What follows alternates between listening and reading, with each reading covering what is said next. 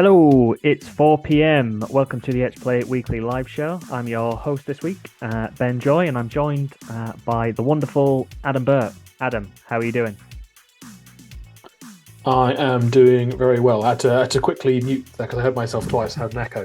But I've sorted out my audio issues and I can now hear what you're saying, and I'm good. Nice, glad to hear it. Yeah, we only kind of do an audio test through my ears rather than through yours. So glad we got that sorted. We don't want no gremlins in the machine before we get started. But yeah, you're having a good week, having a good gaming week. What's been going on? I mean, you know that I've been ill, so, Yeah, but the viewers don't know that. no. God, but I know. God, it's Well, Adam, why don't you tell me about how you laid up in bed all yesterday? Yeah, But I just assumed you were taking a day to play Marvel Snap. I did play a bunch of Marvel Snap, to be fair. So that is what I have been playing. And for some reason, other people are still making video games. They haven't realised that Marvel Snap is out now, so they don't actually have to make anything else. Like video games have kind of peaked. They're actually It's hit finished. perfection. Yeah, we're just here, like wandering the post Marvel Snap apocalypse for video games. Yeah. Well, although we have hit perfection in your eyes with Marvel Snap, shall we talk about some other video games? Should we get into some news? Yeah, I suppose so. Reminisce about Okay. the old days. Yeah, let's get going with a game that came out last week, Call of Duty Modern Warfare 2. A lot of people were excited for this. There was a lot of people who loved the original Modern Warfare and the original Modern Warfare 2. Apparently, you can just call games what they were previously called not that long ago, and that's absolutely fine. But people were excited about it because its sales were 92% up over Vanguard, and it has actually become the fastest selling game in the franchise. It achieved $1 billion in just 10 days, so that's a pretty impressive feat, and no doubt Activision Blizzard, were very happy to see this happen. As we talked about on the show last year, Vanguard released to not great numbers. I mean, still in the grand scheme of things, pretty decent numbers, but in terms of what the franchise had done and kind of what they expected last November when that came out, it didn't perform quite as well as everyone had hoped, and the fans didn't really like it that much. But people seem back on board with Modern Warfare 2. Of those sales, 57% have come from PlayStation formats, which might be why they're fighting so hard on the Sony are fighting so hard on the Activision Blizzard acquisition that Xbox are trying to do. So 42% of the 57% of sales on PlayStation were from PS5, 33% were on Xbox, and 11% were on PC. Adam, does this surprise you? Were you expecting Modern Warfare 2 to kickstart the franchise again after the disappointment of Vanguard? I mean, we definitely have seen a lot of fan favour towards the more modern warfares. So, like the ones that tend to be like World War II based, were very popular back in the day. But since Modern Warfare came out originally in 2007, they've become a real focal point for the series. They've become really the tentpole versions or editions of the franchise. So it's not entirely surprising. Also, it sounds like they've just got some things right with this one. The campaign sounds like it's really good. The multiplayer, I think is very samey, but obviously there are a lot of people out there who are already into that and are prepared to invest in a retread of some very similar concepts, but done in higher graphical fidelity and all those sorts of things. And obviously the modern aspect of Modern Warfare just gives them a little bit more leeway in terms of adding perks and weapons and things that are a little bit more outlandish, a little bit more fun, I guess, than here's the bolt action rifle they actually used in World War II. You're like, cool. I'd rather have a machine gun that sees through walls, please. So I think it's not entirely surprising, but it is, good news for everyone at Activision, and bad news for Sony, I guess, in the long term if they do lose access to Call of Duty, which we've talked about at length. Don't think it's going to happen anytime soon, but maybe one day in the next 4 to 5 years we might see Call of Duty become a real power player in the console war itself, for lack of a better term. Yeah, in the modern warfare of consoles. What's going on now? But I know Mehdi on the player team, he's checked it out. I know he liked it, and he did specifically say that he was really enjoying the multiplayer, the online. So people still love it. Shall we talk about something that came out nearly 20 years ago? So you might remember in 2003, Prince of Persia: The Sands of Time was released. It was critically acclaimed at the time. People loved it, and if you check it out, Metacritic, like it still got good scores. The only one where it doesn't score as great is on the Game Boy Advance, I think it was, or the Game Boy DS or something like that. But who was playing it on that? Not many people, I guess. So looking to get in on the current, well, not the current trend, the everlasting, evergreen trend of nostalgia, which seems to be present in this industry and many others. Back in 2020, Ubisoft announced that they were going to be doing a remake of this game. It was due to come out in January 2021. It was then announced to be pushed back. Actually, it was going to come out in March 2021, but before they even got to March 2021 in February, they postponed it indefinitely to enable its teams to deliver the remake that feels fresh while maintaining faithful to the original.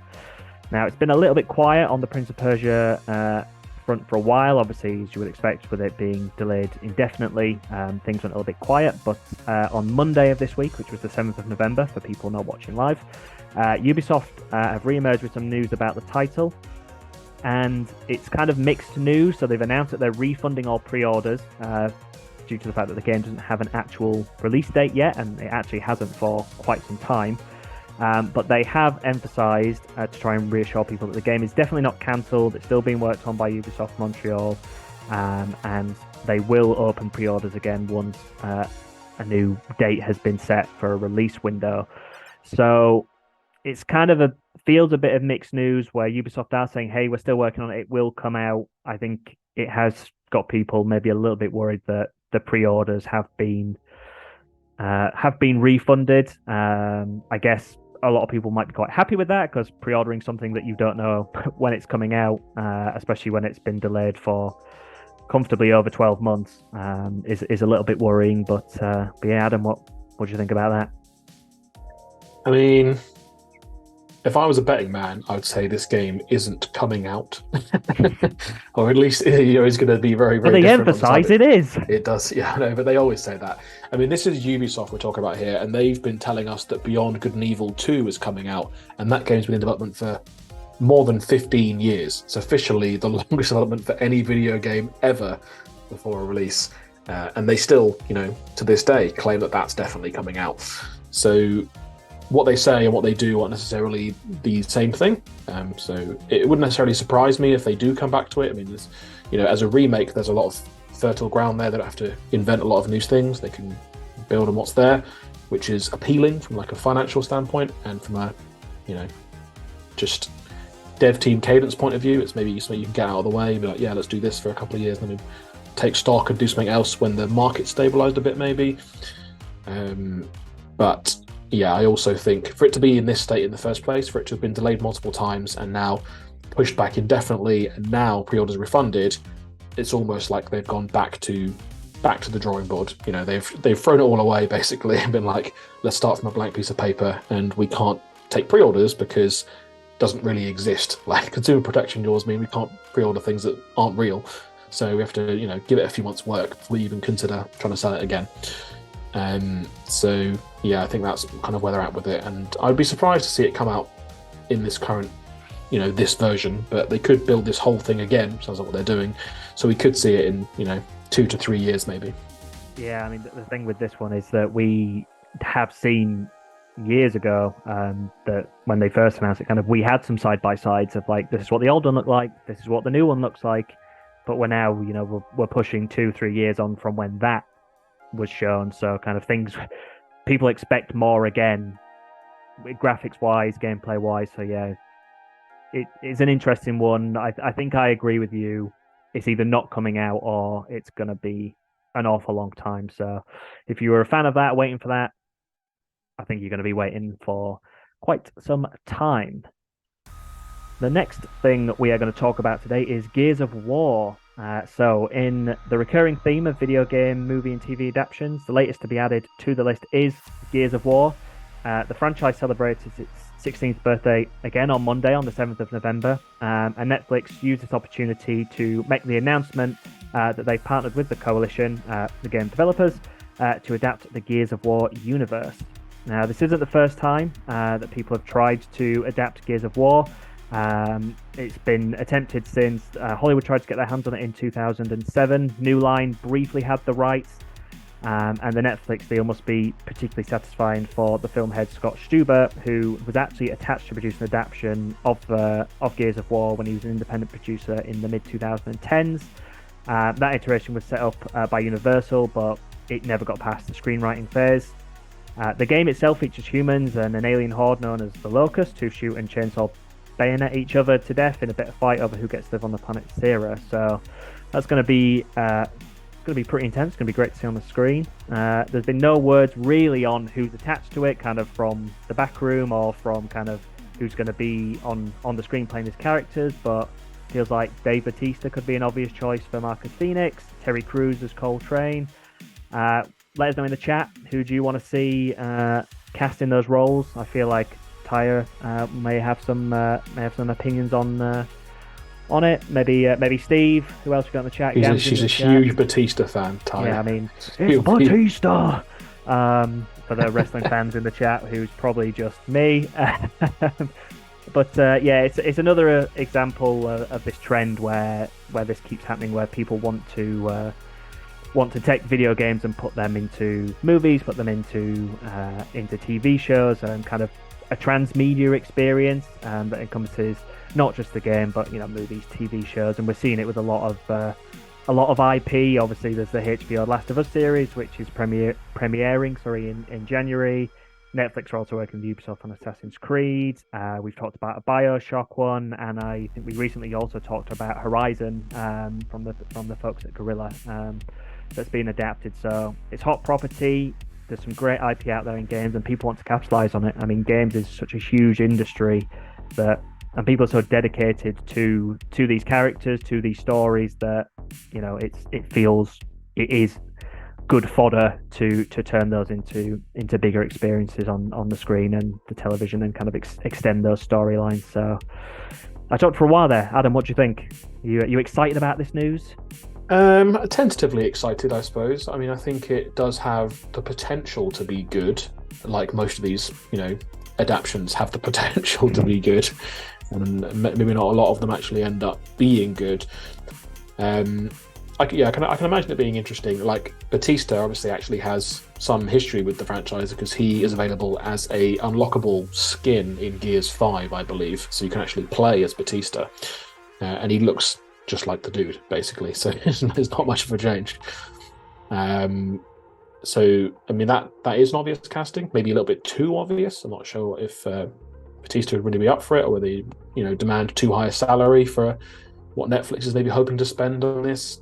It's kind of up in the air how big this will really be. Although they have committed to doing an animated series as well, which I think is interesting. That kind of demonstrates their kind of commitment to it as a franchise. They're doing multiple stuff with it. And yeah, I mean the story. I've played a bunch of the Gears games, not the recent ones as much, but I would say the story in the first couple of games is quite good, and then the story gets a little bit convoluted after that. So I'd be interested to see how they potentially tackle that, and whether they can make it into a good story for film, or a good story for whatever they decide to do with it after that as well.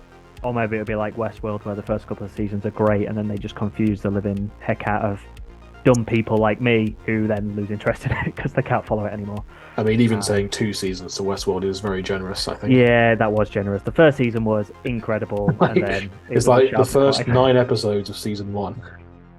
Yeah, man, sure that could have been. It was amazing, and then it wasn't. But anyway, we're not here to talk about Westworld. They're not making a Westworld game, as far as I'm aware. Check out next week. We might have news on that, but we definitely won't, I would say. But we're going to talk about something we just actually referenced. We're going to talk about Horizon. So this is fresh off the rumor mill. This isn't official. This isn't confirmed, so please don't quote us on it. But what is being reported that Sony have apparently partnered with NCSoft to make Horizon MMORPG. I've totally lost my train. But yeah, so it's not officially confirmed, but it sounds like it could definitely be happening. They have definitely partnered with NCSoft, who you might know as the developers of Guild Wars. So, they're used to making these kind of games. As reported in the past, Sony is making a huge push into what people call live service games. So that's online-focused multiplayer, constantly evolving titles. Sony obviously has a hugely strong pedigree in the single-player game arena, but they do want to start making a real push to compete on the multiplayer experiences too. When they were contacted for comment, both Sony and NCSoft declined to comment, which it's not a denial. Just to specify, we didn't reach out to those people, but other journalists did, and we're just reporting on that. So we're currently expecting 10 to 12 of these live service games from Sony in the next few years, and we think that this is likely to be one of them. So we also recently spoke about Bungie's Marathon Revival, which is another that's going to be in the 10 to 12 we expect to see coming out. But we do expect to see a lot more in the coming months, and particularly next summer in terms of big announcements. Adam, what do you think? Are you feeling like this is happening? I mean, how do you know that I didn't contact Sony and ask them directly? I didn't. But how do you know that I didn't? I don't think you've got that kind of pull. Well, you don't need to pull to just send an email. You need to pull to get a reply. Yeah, true. I think the fact that they declined to comment rather than they just ignored. Yeah. It kind of set the story. I mean, I think it's a real kind of goal or vision within Sony to expand their offering from, you mentioned it yourself, their single player games are so incredible, and they've just launched God of War Ragnarok, which is another likely smash hit in this kind of single player action, third person. That is their absolute bread and butter, and they're nailing that in a way that no other studio is, or no other publisher is, I should say.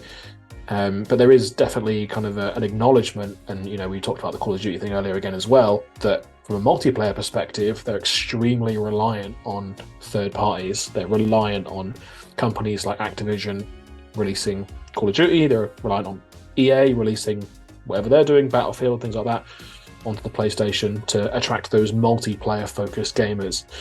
So they're obviously aware of it, and they're trying to rectify that by committing heavily to live service games, as we call them. And it remains to be seen how well that's going to actually go and turn out, because they've got great track record of making games, but it is difficult to make multiplayer games and different to making single player games as well.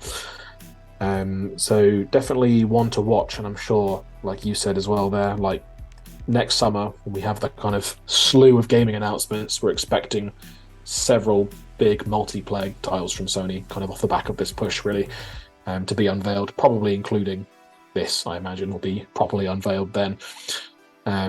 So yeah, something to keep a keen eye out for in the future. Yeah, and Horizon is definitely hot property, as we said.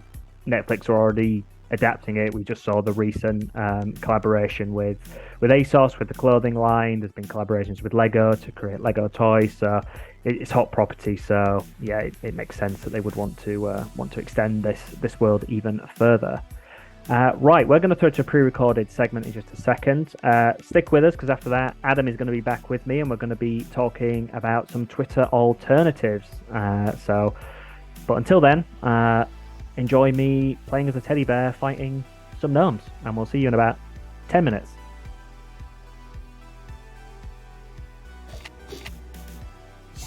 Hey, it's Ben from Etch here, and today I'm checking out a game called Stuff. And the premise of this game is that you are playing as a teddy bear, which you will notice as I move around. These things look quite big compared to me. It's because I am an actual real-sized teddy bear. And these things running at me are nightmares. So I'm a teddy bear who belongs to a little girl called Ellie. She's gone to bed. She's asleep. And the idea behind this game is that we have to fight off swarms of her nightmares that are going to come running at us. So I've only been playing this for a little bit. Basically, I just tested I could play it before I started recording. So kind of learning as we go here. So, what's going on here? So I've got some kind of freeze. Right, so I've frozen them. And it seems like I get more points here if I melee them than shoot. That's probably helpful because I feel like I'm definitely going to burn through my ammo, as I typically do on these kind of games, so I've not got a very good shot. So anyway, we're trying to protect from these nightmares. From reading a little bit about this game, I think you get 10 waves a night, and as you would imagine, each wave gets a little bit more difficult. What's this? So we can pick up some boom corn, I think that said. I don't know what that is. These guys are running at me, so I'm just going to try and get out of here, actually. Can I go... it's over here. Can I do with the box. I keep backing myself into a corner, which isn't very smart. I feel like I'm running low on ammo already. And I'm out, so it's time to start punching. Okay, I need to get out of this corner. Right, okay, that's a wave done. So I've run out of ammo on wave 1. I can't afford that. So I get, yeah, alright, I see. So you earn points, which I guess is money. Oh, I'm on wave 3. I must have cleared a very easy wave beginning as I did before I started recording. Okay, so here we can level up. I've got a level up point to spend, so I'm gonna... What am I gonna get? Let's do the speed. Okay, so I have no ammo. I can't afford to pick that up, and I've got 18 gnomes running at me. So I think the difference between the nightmares is... So at the moment we're only dealing with gnomes, but when I did a tutorial it was talking about other ones that want to try and break down the door and get in to Ellie, so we have to try and defend that as well. And you can pick up repair kits to repair the door if something tries to get in there and does some damage to the door. So, okay, great, we've got some ammo now. Let's start shooting again. So it seems like these gnomes are only interested in me because every time I move, they change their direction and follow me instead. So, okay, let's get back up the stairs. I think that's a safe place to be. I think that might have been a repair kit that we ran past, but I'm assuming we probably can't afford that. Okay, we can also open doors, which I guess leads to more area of the house. I assume we can find more useful things, but right now we can't afford it. Alright, I can afford it now. I just need to get to a door when I'm not being chased. Okay, I didn't want to fall down there. Never mind. So, right, let's wait for them all to come, and we'll just run past them. And I think they've got the turning circle of... well, something with a not very good turning circle. So here they come. Let's get through this door. Come on, open, open. Okay, we're through. Okay, yeah, repair kit. That was 52,000, so I can't afford that. So let's just keep shooting on these guys. Okay, I'm stuck on a bat. Oh no, no. Right. Okay. Oh, little tube. Can I afford that gun? Nope. That branch doesn't feel like it's going to be very useful. I'm not going to use that. Okay, so that teleporter there, I think that takes you back to the main room. I don't think I'm going to use that. I think I'm just going to try and fight these guys off from here. I've nearly finished the wave, which is helpful. Still got a bit of ammo left. 1 to go.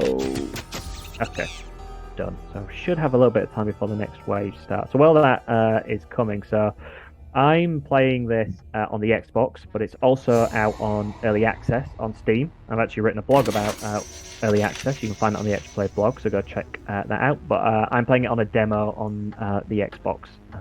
So, okay, was that something at the corner of my eye? Yes, it was. Let's get moving.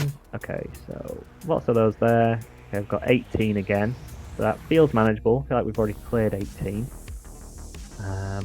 So yeah, this is it's an indie game. So we're playing as a teddy bear. And it's actually made by a studio called Waving Bear Studio. I don't know if there's any correlation there between the name of the studio and the game. But yeah, this released on early access in December of 2021. So it's coming up to a year now that's been out. That's not unusual. That's not unheard of for early access games. And likewise with the demo, obviously you haven't got the full game on Xbox, but you can check it out. And so far I'm enjoying it. I've had this actually on my wish list on Steam for a long time. So I'm happy that I'm finally checking it out. As I say, I'm actually playing this on Xbox, but I do have it on my wish list on Steam as well. It's only like £5 at the moment on Steam, so if you want to get in on that, you like the look of this, then I would recommend you go for it now, because it's a good time to get in there on it. Oh, I walked through the teleporter. I was like, what's going on there? Okay. I wonder whether I can hem them in here. Can they see me if I'm in here? Is this a good hiding place? Nope, this isn't a good hiding place. There they are. Okay. So far I'm doing okay for health. So you can see at the bottom there, I've got 2 red hearts and can't count, 1 yellow heart. I think that's because I've got a self-revive. I think that means if I die, I'll be able to revive myself. And I believe from just watching what I'm doing, I get more points for headshots. which doesn't help me much because I'm not very good at getting headshots. Okay, right, yes, we've got a door repair kit, so if anyone tries to get into Ellie's room and damages the door, we can do some repairing on it once we've cleared it. Okay, wave 5, right, we're up to 30. Does that change the graphic? Does that mean we're going to get some different things running at us? Okay, there's one guy by himself. It doesn't seem like many for 30. Let's just see if we can pick some off. Wait, oh no. Oh, I guess as you open more rooms, they come from different areas as well, so you get the advantage that you can find more things, but also you can detect more stuff. This feels like it's leveled up really quickly. Okay, where are we going to go? Can I get that thing there? I can't afford it. I don't know what that does. Let's keep running around. I've already got a self-revive, so I can't get another. Apparently you can have one of those at a time. This isn't going very well. So far I've not killed anyone on this wave, and they're all running at me. Okay, so I do have a grenade. Let's see how many I can get with that. Boom. Wiped out 17 of them. That's some quick maths in one go. Oh no, I'm out of ammo. The door's under attack and there's 13 gnomes left. Am I going to be able to... What is that? Okay, that's a lot bigger than a gnome. Can I punch him? Can I melee him?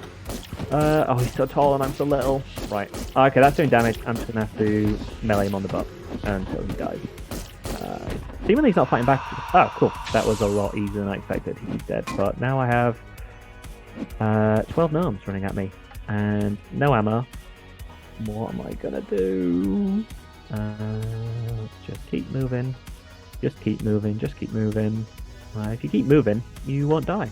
Can I afford that? No, can't afford that. Oh, this is looking pretty dire. Can't afford anything. Let's just punch. If in doubt, punch our way out. Okay, so it seems like the health regains steadily over time. Oh dear. Oh dear, oh dear, oh dear. Let's keep going. This isn't going very well. Okay, I've nearly cleared them. Two left to kill. There we go. Done. Boom. Right, so we're halfway through, and I feel like I'm not going to make it, because I have one stick. And I've got 5 more waves to go. Right, here we go. And I'm only on night 1. So, true to form, not doing very well. Okay, 32. I feel like the 18 to 30 was a big step. 30 to 32 is achievable. That's like, with this stick... Oh, this stick is awful. This stick does nothing. Right. Keep bashing, keep bashing. Eventually I'll get enough money, hopefully. No. What? How did my health just go all of a sudden? I had like a heart and a half. Okay. Right, we're back. Let's go. No, I didn't even get any more ammo when I died. Let's just keep... Oh. Okay. Well. I guess I was downed by a gnome. I got freaking gnomed. Oh dear. Well, I guess that's the end of my run. Oh, and now just to close it off, our poor Honor Ellie is about to get... Her nightmare is... So is she still awake now? No. Oh, okay, cool. It's not too... I thought this was like not heavily age rated, so we're not going to see anything too spooky. She can just go back to... There we are, the failure that we are, the teddy bear. And yeah. Well, this has been Stuffed. If you liked what you saw, check it out on Early Access or Xbox Demo, and stay tuned for lots more content from Etch Play. I'm sure we'll be back very soon. See you again. Uh-oh.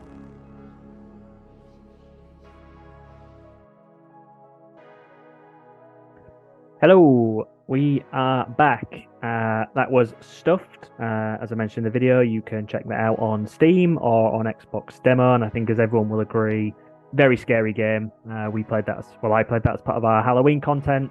Lots of Halloween videos. If you head over to the YouTube, the Etch Play YouTube channel, after you watch the show, you can check all those out that released last week.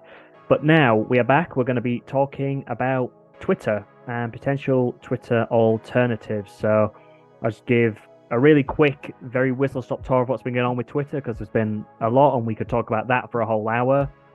So very quickly, in January of this year, Elon Musk started buying up Twitter shares in the company. By March, he had about 5%, and then in April, it was disclosed he had 9.2% of shares.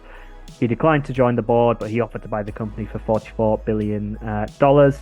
It was initially rejected, then it was accepted, and then pretty much since then, it's been a real roller coaster of the deal was on, it was off. Twitter tried to sue Elon Musk for walking away from the deal. Elon Musk tried to sue them back for misrepresenting information and not giving him access to things. Lots of subpoenas, lots of back and forwards, lots of counter-suing and suing. But ultimately, Elon Musk took over the company a couple of days before a deadline, which was set. It was set for the 28th of October that he had to complete the deal by. He took over on the 26th, walking in with a sink, and he tweeted a picture of himself holding a sink. And since then, he's made half of the workforce seemingly redundant. There was a lot of reports from people who worked at Twitter kind of taking to the platform with their own accounts and other social media platforms, saying basically that they lost access to everything overnight. And I know there was nervous waits for a lot of the Twitter staff to see. They knew this was coming and they weren't sure whether they were going to be part of the cut or not. Unfortunately, a lot of people were cut and kind of cut in the middle of the night, it seems, which is horrible for anyone for losing their job.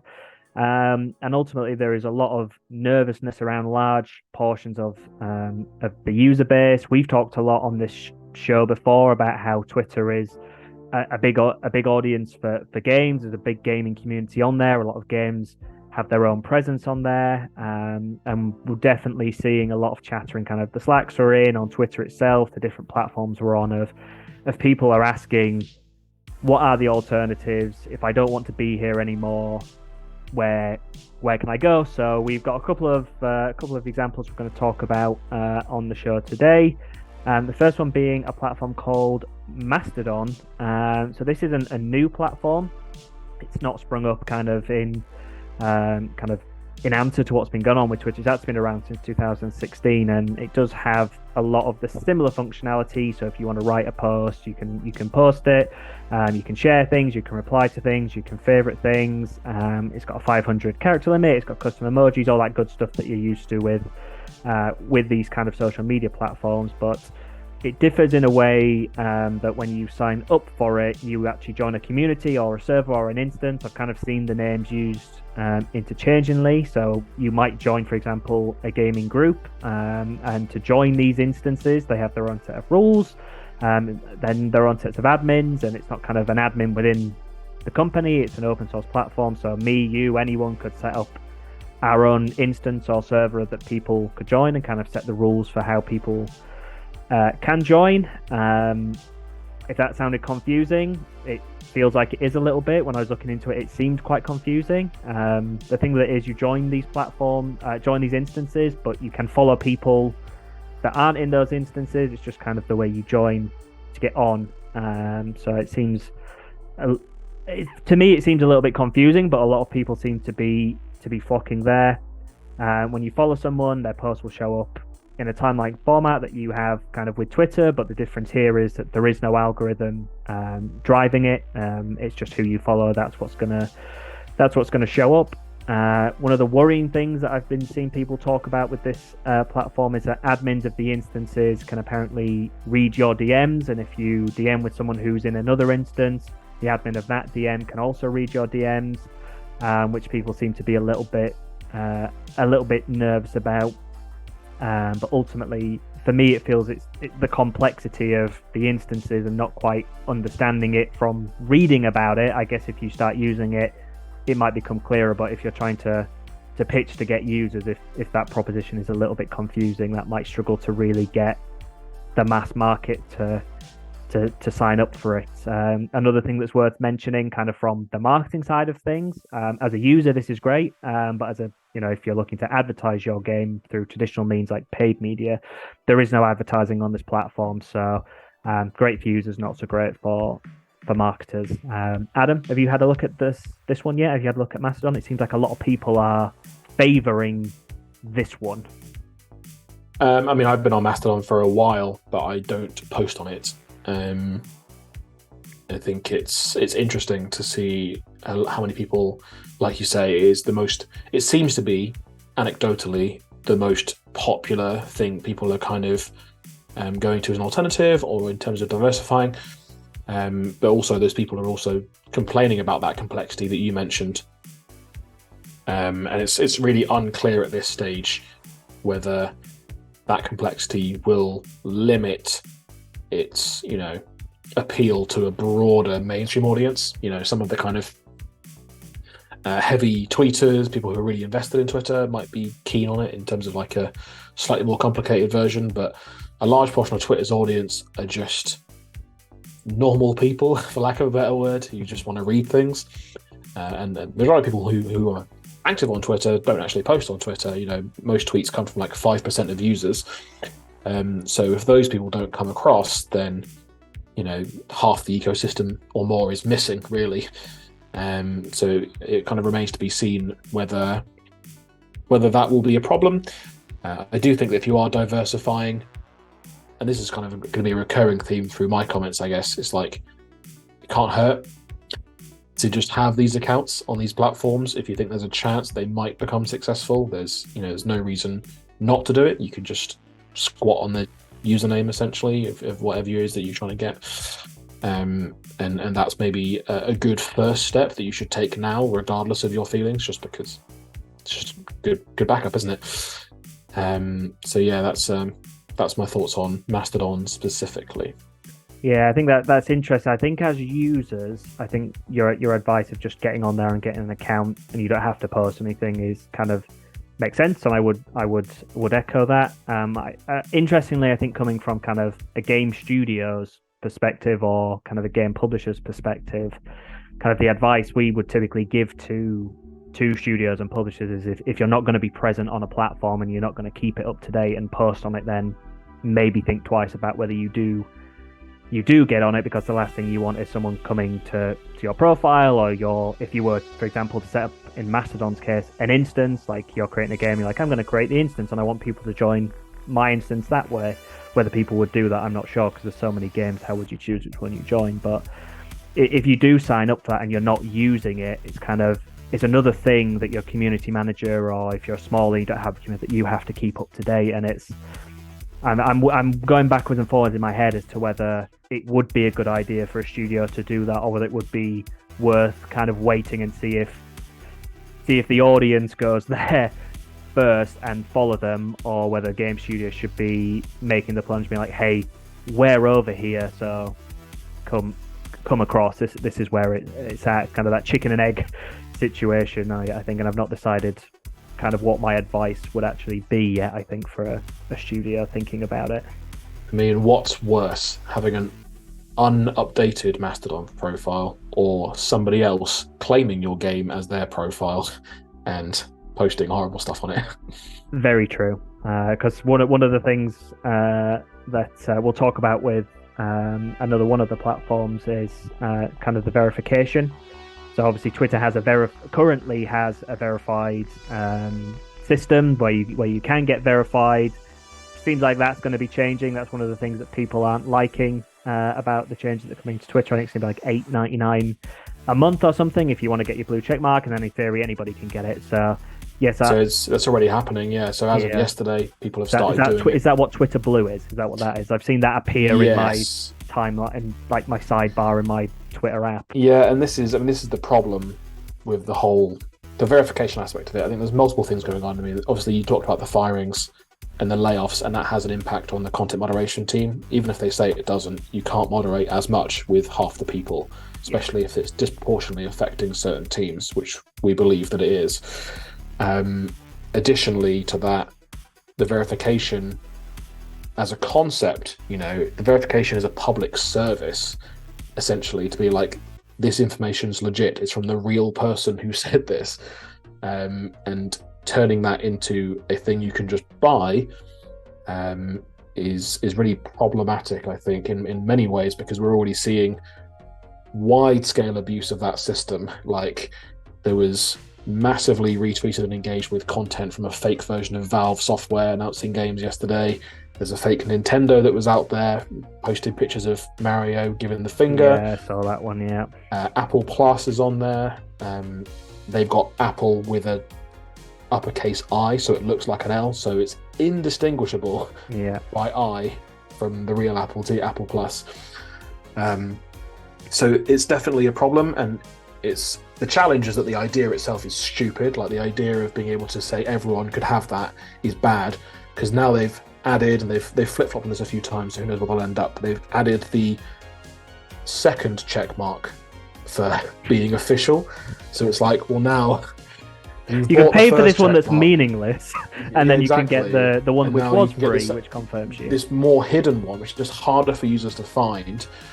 And the information's available. If you go to the profile, you can click through and you can see this person's real or this person paid for it, that kind of thing. But it's so buried, no one's going to see that in their kind of day-to-day browsing.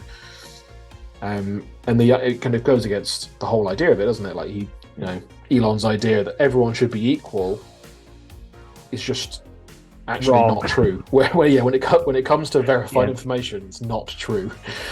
And I think it's definitely something that they're going to have to do something about. But it's already having a major impact on advertisers, like you say. So a lot of them are already starting to leave, and then that's going to exacerbate the problems, really, because they're going to have even less money, and it's going to make them act even crazier. It seems like, because that seems to be the cycle that they're in.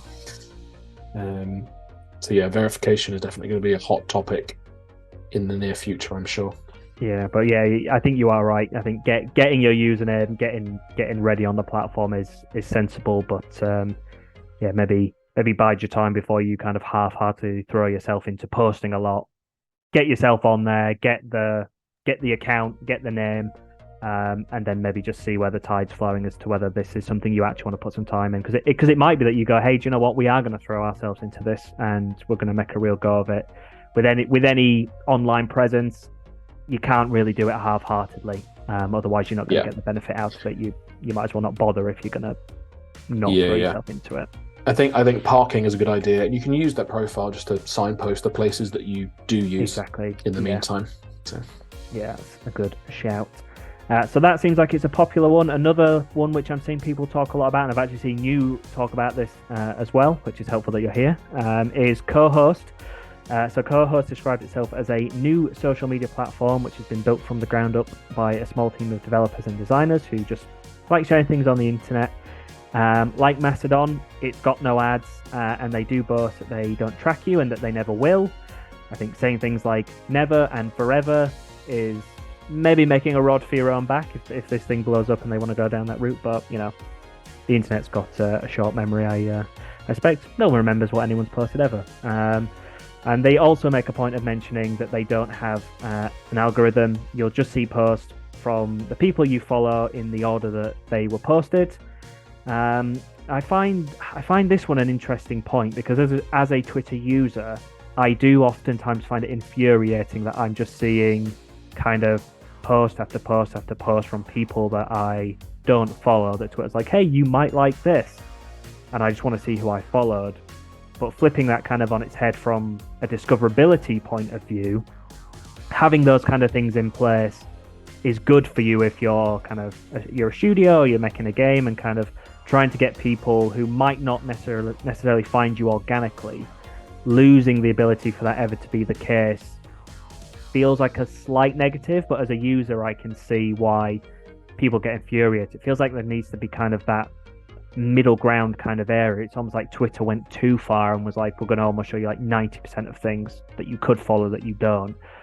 And it feels like Mastodon and Co-Host are kind of going, you're going to get 0% of anything you don't follow. It's only 100% what you've selected. And it feels like there needs to be that middle ground, obviously skewed towards show me what I want to see. But, I can tolerate 5 to 10% of recommendations for things I might want to know about that I don't. So back on Co-Host specifically, if you look at the website for Co-Host, it looks very rough and ready, and I feel like that's probably an intentional design choice. I don't think it is that it's just been kind of, they've slapped it together quick and they don't really care. I think it's an intentional choice, and it's been designed that way so it comes across kind of like it's bootstrap. It's we're pulling ourselves up from the ground. We're just regular people, which I fully believe it probably is people setting it up.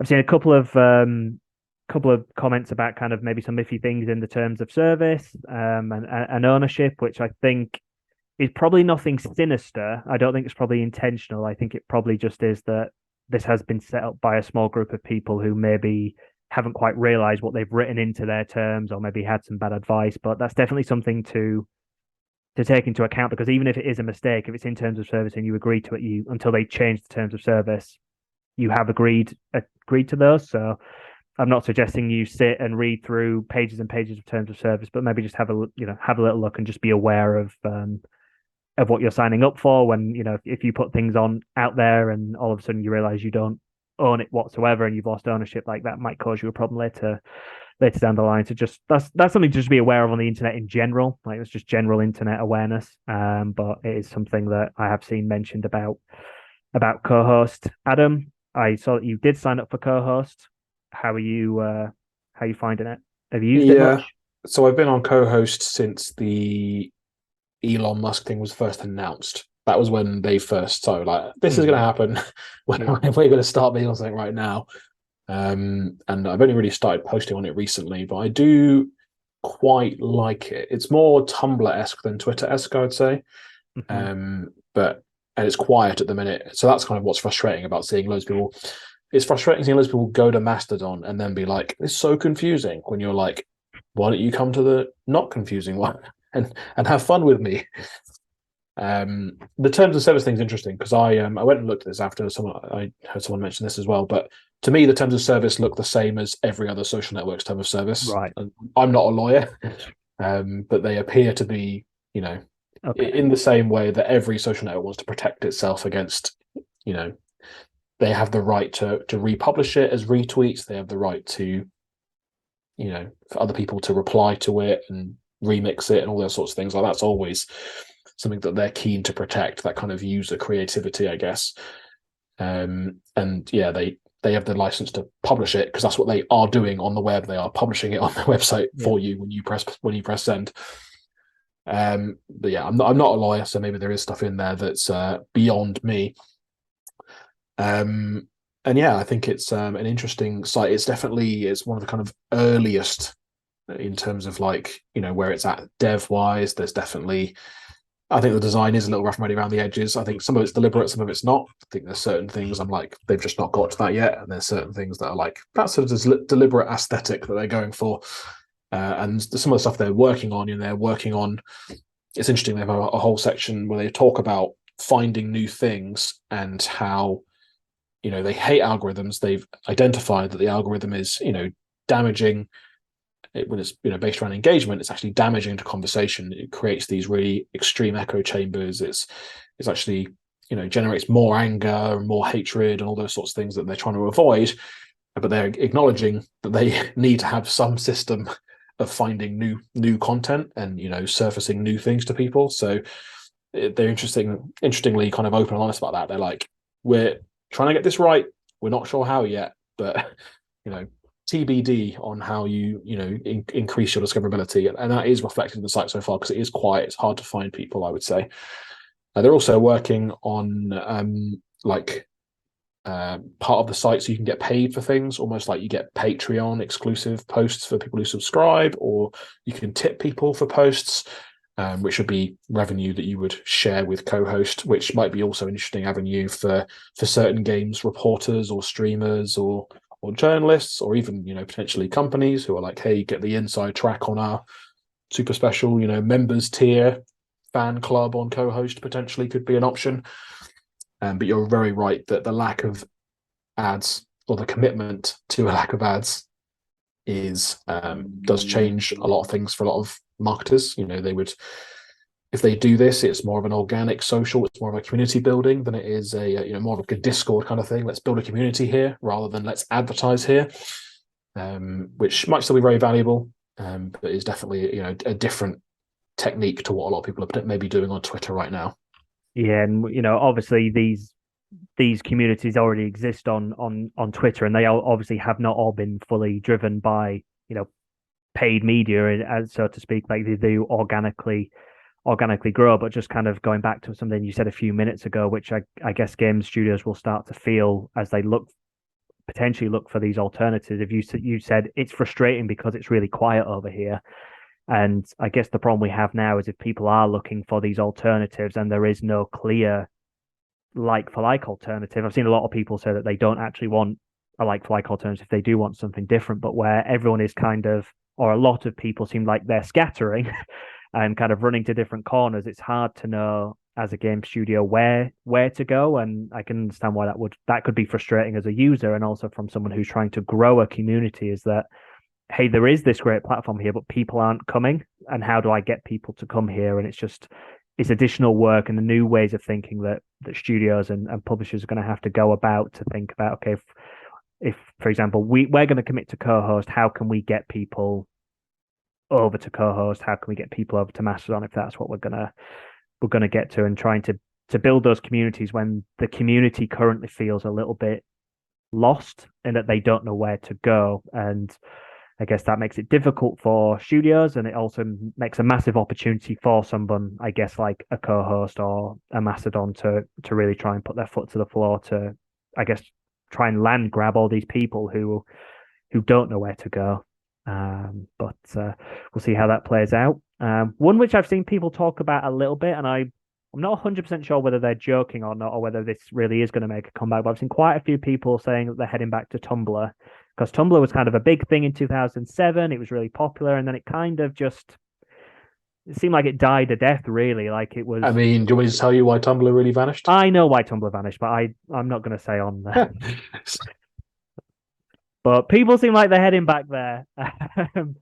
But I don't know whether that's a joke or whether people will head back to Tumblr. But I feel like Tumblr's day is done, and it's people won't go back there. But who knows? Some people might go there. But I just thought I'd mention it because people do seem like Tumblr was ruined by Yahoo, is what Tyra was saying. And yes, lots of people moved away from Tumblr when they made some changes. But ultimately, I guess such as they just changed what was allowed on there, and people didn't like it. Apparently, oh, really? Like what kind of things? Do you have any examples? Anyway, so I guess the big question is: will people ultimately leave Twitter, or is there? Because as you've alluded to, the vast majority of Twitter users are ordinary people, and as you find in all communities, typically you have louder parts of the community that make an awful lot of noise but don't necessarily represent the wider community. It's not the majority that are saying it, it's a loud minority. And I wonder whether, rightly so, people are angry, people are nervous about what's happened. I'm not saying that they shouldn't be, but whether people actually ultimately in the long term move away from Twitter, or kind of this passes and people make their peace with it, or things roll back to kind of how they were, or I've seen this analogy used a lot over the last few days. Like big ships take a long time to sink, and Twitter is a very big ship that has a lot of users. And as much as people are looking to move away, as we've kind of discussed here today, there is no clear cut, well, let's just move over here and this is the right place to go. There is confusion. There is no standout competitor, really, it seems. So whether people actually move away from it, I think remains to be seen. And that can also play, I guess, on studios' minds as to, are we going to kind of take that wait and see approach, or are we going to make a formative step that we're gonna move away? Adam, I know you have in the past been, active on Twitter. You use Twitter a lot. Like, what, as someone who is a big user of it, what do you think? Do you think you'll abandon it? Do you think a lot of people will, or do you think it's just an angry reaction which is very loud right now, which could die down in the coming months? I think for me, Twitter is getting worse.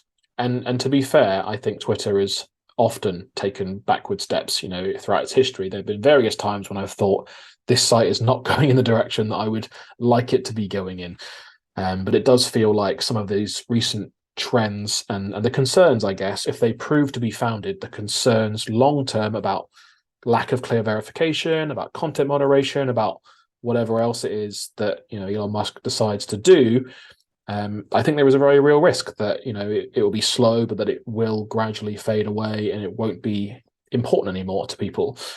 And there's a really important thing to remember, really, which is that nothing lasts forever. literally nothing lasts forever, and Twitter is not exempt from that.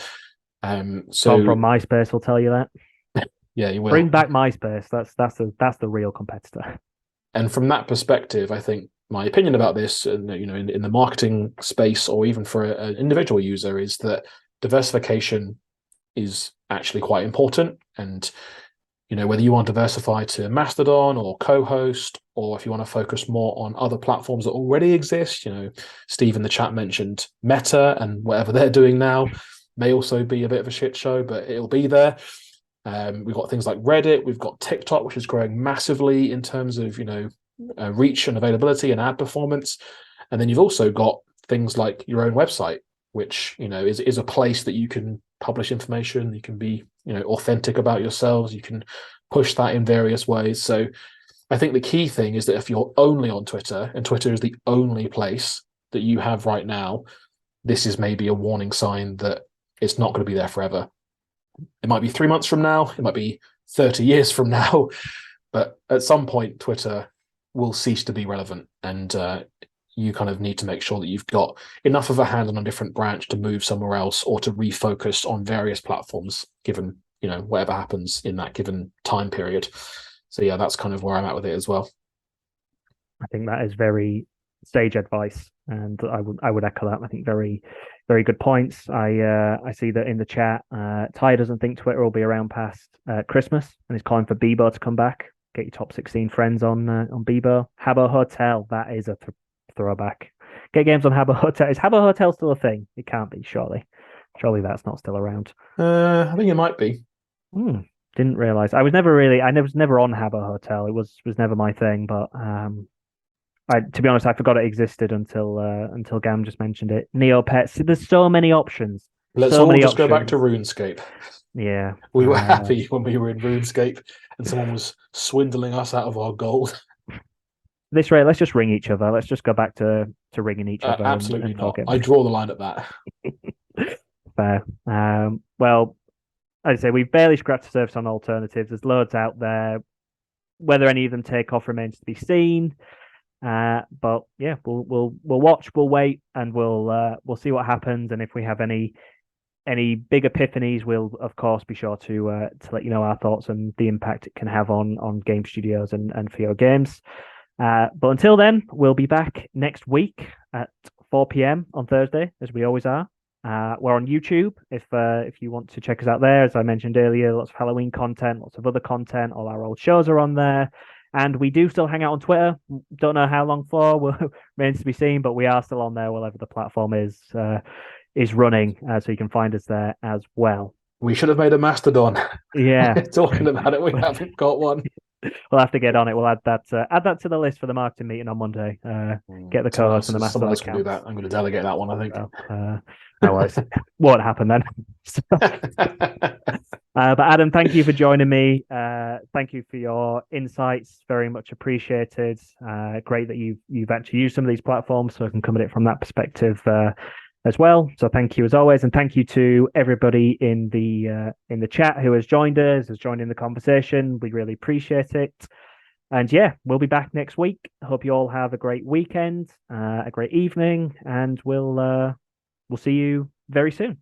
Bye for now.